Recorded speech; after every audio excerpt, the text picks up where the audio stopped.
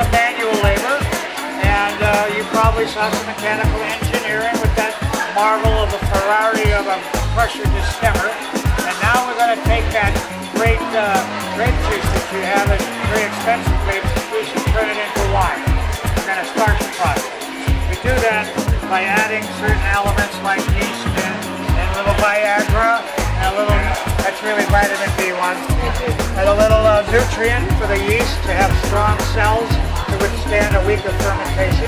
Because if the yeast breaks down, you won't have fermentation for a whole week, you'll have weak wine. Weak. Then we're going to add some diammonium phosphate, which reduces the odors of hydrogen sulfide. Hydrogen sulfide is part and parcel to the winemaking process. Hydrogen sulfide smells like rotten eggs. So you don't want that when you open your bottle, or when we take the bung out of the bung hole. Everybody remember that term now?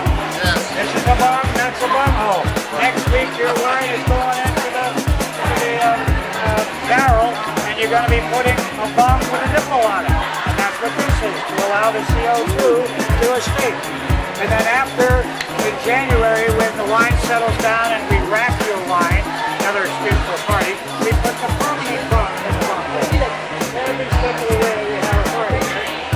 How do you spell bung? B-U-N-G. B-U-N-G. Yeah. Okay. And I assure you, it's wine terminology. Other industries have usurped that nomenclature, but I assure you it came out of the wine industry, okay? And you'll hear it anytime you're in a winery or reading about wine. And we love to throw it around here to get people used to it because you're in a winery. That way you're not... Nutrient, it's just, all it is some minerals to help the structure of the yeast. So it will last for a whole week. Okay. Now, here's just a flashcards? just a little bit. All the grapes contain all these items: glucose, fructose, malic acid, tartaric acid, amino acids, water, fettuccine alfredo. Anyway, I'm going to show you some formulae that are associated with these elements. Not to teach anything about chemistry, but to show you the recurrence of carbon, hydrogen, and oxygen in the winemaking process, which are also part of the building blocks of life: carbon, hydrogen, and oxygen. And by extension, life and wine must go together, like apple pie and mom, and football on Friday, Saturday, and Sunday, and whatever. So look at the formula for tartaric acid, which is in every single grape: carbon, hydrogen, and oxygen. Look at glucose. Again, carbon, hydrogen, and oxygen. Yes, that's something to know here. I love that. I know, I think it's great. You have to know how to spell everything. Yeah, good for you. Now, here's, everybody remember this symbol from your basic chemistry?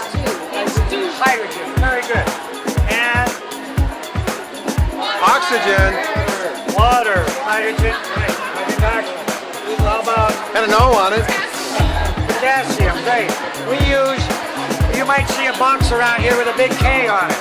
And that's because we use potassium metabisulfite as an astringent to clean. It's a great sanitizer. We do not use bleach.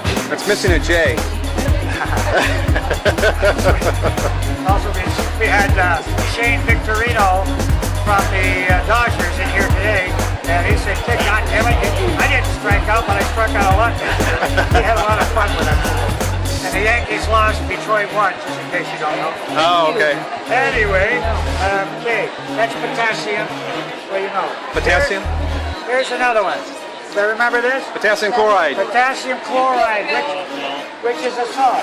Okay. This one's a little more complicated. Yeah, dog pee. Potassium. Very good. Dog pee. Dog pee? Dog pee, got it. All right. What is potassium? What? What was that? Dog pee? I get all the chemists and the medical people in that every time. We had a chemist in here the other day and he went, "Oh my God." I don't know what that is. And he's thinking and he's looking through his Dalton chart in his brain, right? And my professor, my chemistry professor taught me that 50 years ago, and I always remember it. How's it possible if you're only 29? I know. It was the other life in the parallel universe. Anybody remember this one? Nah. Nana? It's kind of like sodium, right? It's a symbol for sodium. Sodium. NaCl. Sodium chloride. Very good, which is nothing more than table salt. Very good. He's a kiss-ass student. Okay, now how about this one? Banana too. Banana too, right? You got it. Banana. All right. How about this one? This is serious. Carbon dioxide. That's another honor student. Another sector here comes. When we add the yeast to your fermentation tank, the yeast is going to attack the sugar in the grapes, producing carbon dioxide and alcohol. The alcohol is good, the carbon dioxide is bad. Because it not only is bad for you, it tastes bad, it smells bad, it forces the skins to the surface of the fermentation tank. And all the juice from all those red grapes, say one or two varietals, like Alicante Boucher or a couple of those, the juice is clear. So for red wine to get its color, it has to be in contact with the juice. So we have to plunge the wine down 4 or 5 times a day. We encourage you to come over and plunge. You can plunge not only your wine, plunge everybody's wine in a row. Because you get to learn the other characteristics of the other grapes. You're in a unique environment because nobody in Napa or Sonoma is going to let you near their grapes or near their must. You'll be able to see what all the different characteristics are as they are fermented. So avail yourself of that and it helps you learn. You'd be surprised how many people still think Zinfandel is a white grape because they came up on Boone's Farm white Zin and Sutter Home white Zin and they think it's a white grape. My favorite. But it's a red grape. It's a big bold. I love Zinfandel. But Sutter Home got everybody started on wine, and I'm not knocking it. I'm just saying they think it's a red grape, white grape. So how do you spell must? M-U-S-T. Oh, just like it is. It must be plunged. Must is the plunge. Plunge in the must. Must be plunged. That's the CO2. Okay, and remember the yeast. Yeast is nothing more than fungi and fungirls and fungu, and we're going to make some mushrooms and some Mushrooms. Yeah, we're going to saute them in olive oil and shallots and garlic. Here's the hydrogen sulfide I was talking about. That's the formula, rotten eggs. So that's the compound, just so you know that. And after all, we are making alcohol again, carbon, hydrogen, and oxygen. So life and wine go together without a doubt. So, kind of a stretch. Remember, we have the bung with the nipple on it. The bung with a nipple. The bung with a nipple, which you're going to use next week. And the bung, permanent bung, so get used to that. And someone next week is going to be asked to put their finger in the bung hole. We need to do that. Sorry. We're going to tell Larry, you're in trouble next week. All right. Never. I'm Henderson. So, we have yeast that's a very strong strain from the Bordeaux region in France. It's very, very active, and it's stronger than any parasitic yeast around here, so it'll overcome any yeast on the grape skins right now. All grapes and everything else has yeast on it. Yeast everywhere. So, if we did nothing to those grapes and left them alone for 90 days, it would eventually ferment on its own. How the whole thing started in the first place. Where's the yeast? Where's the yeast? Viagra, which is nothing more than B1, but Viagra is a hell of a story, more fun. And the nutrient, which keeps the cells strong, right? Very good. And the diammonium phosphate. Okay. So another little lesson. Lukewarm water, about 106, 107. This is a stir. This is a whisk. This is a brisk whisk. I would like you to whisk briskly while you're doing this, okay? A little at a time until it all goes into solution, all right? Try to say whisk briskly after you've done about 6 of these glasses and a few glasses of wine, and I tell you, it's not easy. So you said 106 degrees? You drink wine? Oh, I drink the whole day. A little bit. I bet you don't drink a whole glass the whole day, that's true.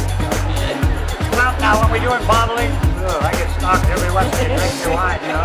TJ, taste this. Hey, professor, taste this. But I don't have much to do with it. So please step forward and a little at a time like this, and briskly whisk it. Your wine, after all. I'm gonna go find a gotta find your fermentation tank. Find out what your Can I whisk the Viagra? No, this is the Viagra. that's your drink.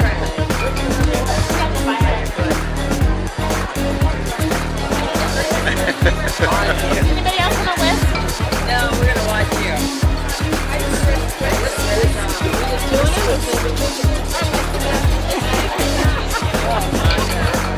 Speaking of whisk, you got some whiskers. Thank you very much. Anybody else want to whisk?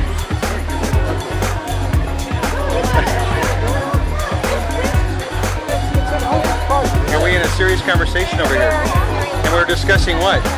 Absolutely. Grapes. Grapes. Grape expectations. Grape expectations. And the plug that Bunghole? The bunghole with the nipple. The bunghole with the nipple.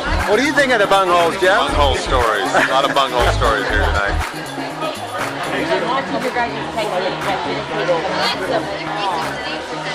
So, ladies, what do you think of the bunghole? I like it. I like it. I want to hold. I volunteer. Which one? The one with the nipple or the No, when I want The regular bunghole? I want the permanent. permanent bunghole? I volunteered to do the permanent. That's me. Sorry. Do you know what a wine thief is? No. Ask KJ what a wine thief is. Wine thief.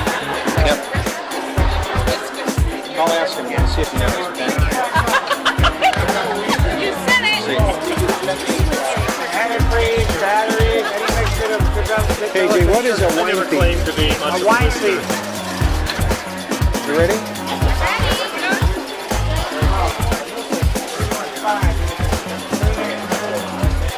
Well, you can't find one. It's a little tube that you put in here to check the wine and put it in a little crucible so you can taste it. Taste it. Yeah, and it was right up there. It's like a baster, but without the thing on it. It's a glass baster. Super sucker, or you could use a baster. Use a vacuum. Bring it out.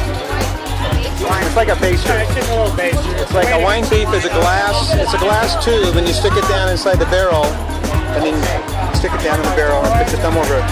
Put your thumb over the top of it. This. Then you pull it out, and you sample it. Yeah. Oh, we're gonna drop all this stuff. Are you having fun, Lisa? Great time. Are you? I'm having a blast. Mine right here. I've never been on this yet. Here. Here. We're having a blast. You have to check your barrel to see if it has sufficient sugar or bricks to make wine, and it has to have enough sugar to be at least 10% alcohol. Otherwise, it's not wine. This is our barrel? So if it's got to be 10% alcohol, now you fermentate.